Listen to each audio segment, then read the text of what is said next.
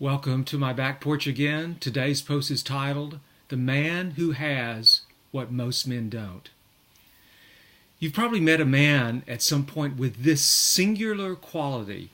You can't define it, you can't quantify it, you can't put it into words, but you feel it, you see it. You know he has something that most men don't have. He's got presence. I remember meeting someone like this at a birthday celebration some time ago. As I listened to him and watched him interact with others, I was immediately drawn to him. He wasn't flashy or pompous. He wasn't loud or ostentatious. But he was all there in his words, in his actions, in his reactions. I'm sure there were other traits he possessed that most men universally prize, such as courage, confidence, integrity, grit. But that's not what I felt. No, this was something else. This was presence. His presence. The only descriptor I've ever found for this is the word solid. There was just something solid about him. Something that left imprints on those around him.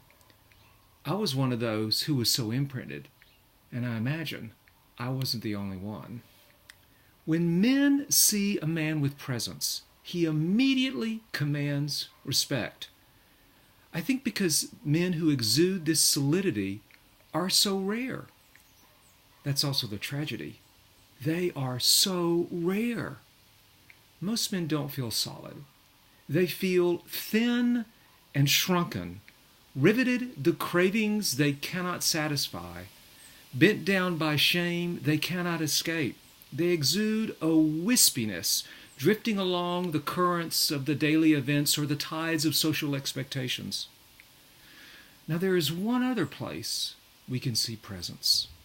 We get a fleeting glimpse of it in the heroes we love, on the big screen or in the stories we read.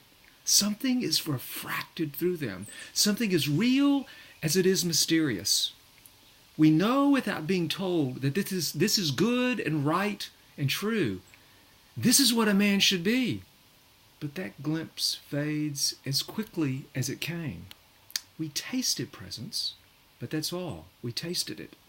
We can't own it. But what if there were a pathway to own it for ourselves?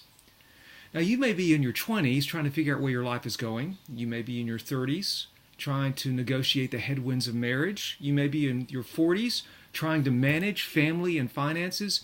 You may be in the 50 or older category trying to figure out a meaningful way forward for your latter years. Wherever you are, though, finding and owning presence will change everything. What is that pathway? It is finding presence in another man who had it, Jesus himself. Just a casual perusal of the Gospels shows that he radiated presence. He was all there, pulsating with energy and being. He was God's presence, incarnated.